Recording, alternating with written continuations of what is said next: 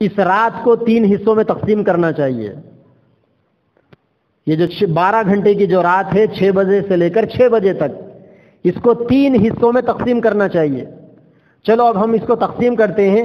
اس میں 4 گھنٹے بھرپور نیند کے نکال لینا چاہیے، یا زیادہ سے زیادہ 6 گھنٹے کی نیند. مغرب کی نماز، عشاء کی نماز، فجر کی نماز، کھانا، عشاء کا کھانا، کچھ بیوی بچوں سے ملنا، باتیں کرنا، کچھ ضروری کام کرنا. 6 گھنٹے آپ نے نیند کے نکال دیے، 4 گھنٹے اس کے لیے نکال دیجئے. آپ نکالنا تو 2 ہی چاہیے، پھر بھی 2 گھنٹے آپ کے پاس رات کی تہجد کے لیے بچ رہے ہیں. 2 گھنٹے کے 160 منٹ میں 100 مرتبہ اللہم صلی علی سیدنا محمد وعلی آل سیدنا محمد مبارک وسلم. اگر آپ یہ درود شریف پڑھیں گے تو 100 درود شریف 4 منٹ میں، بہت سے بہت 5 منٹ میں ایک تسبیح پڑھ لے سکتے ہیں آپ.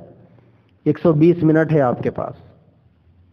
آپ اللہ کے نبی کی ذات کے تصور کے ساتھ 300 مرتبہ درود شریف پڑھ لیں گے.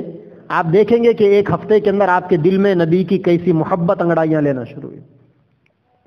آپ 3 مرتبہ تیسرے کلمے کی پوری تسبیح پڑھ لو. آپ اپنے آپ کو فنا کر کر، اپنے آپ کو بھلا کر، اللہ تبارک و تعالیٰ کی ذات کو موجود رکھ کر جب سبحان اللہ کہو، تصور کرو کہ میرا رب ہر عیب سے پاک ہے. الحمدللہ کہو تو تصور کرو سب تعریفیں اللہ کے لیے، میں نہیں، کچھ نہیں، کوئی نہیں. بس لا الہ الا اللہ پڑھو، تصور کرو کہ میرا رب صرف اور صرف میرا اللہ ہے، بس اس کے علاوہ کوئی نہیں. اللہ اکبر کہو، تصور کرو کہ کائنات کی سب سے عظیم، سب سے بڑی ہستی، سب سے بڑی ذات میرے رب کی ذات ہے. پھر لا حول ولا قوت الا باللہ پڑھو اس تصور کے ساتھ کہ نہ میں نیکی اپنی مرضی سے کر سکتا ہوں، نہ گناہوں سے اپنی مرضی سے بچ سکتا ہوں جب تک میرے رب کا فضل میرے ساتھ شامل حال نہیں رہے. 300 مرتبہ یہ تسبیح پڑھو. ایک ہفتے کے بعد آپ خود دیکھیں گے کہ آپ کتنے بڑے اللہ والے بنو گے. آپ 10 منٹ تہجد میں جا کر، میرے نبی بھی روتے تھے تہجد میں جا کر، سجدے میں جا کر 10 منٹ سجدے میں جا کر روکو. پھر لوگوں سے اپنے مسائل حل کرنے سے آپ کو چڑ محسوس ہوگی. اور یہ گندی نالی کے کیڑوں کے مانند دکھیں گے آپ کو، یہ جتنے بھی ہیں نا، یہ ٹائیگر بن کے پھرنے والے، خدائی کا دعویٰ کرنے والے.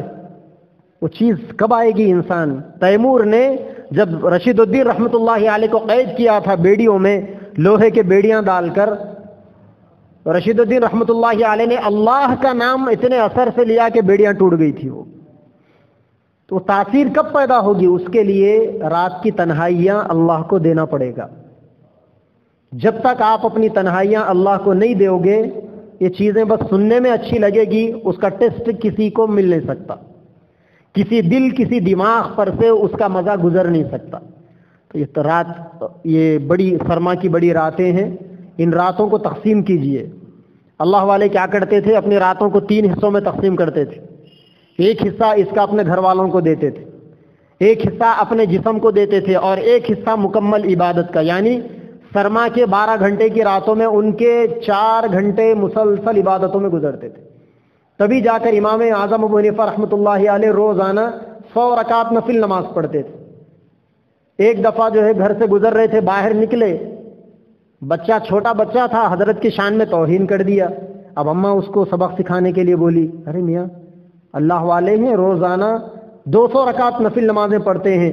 جیسا ہی امام صاحب نے سنا، انہوں نے خیال کیا، یا اللہ میں تو روزانہ 100 رکعت ہی پڑھتا ہوں، اور لوگوں کے اندر یہ مشہور ہے کہ میں 200 رکعت پڑھتا ہوں. اس دن سے 200 رکعت نمازیں پڑھنا شروع کی. چھوٹے دن ہیں، دنوں کو روزے رہیے. کسی کے رمضان کے روزے قضا ہو گئے، اس کے قضا کر لیجئے. کچھ مرادیں اگر آپ کی ہے تو منت کے روزے رکھ لیجئے.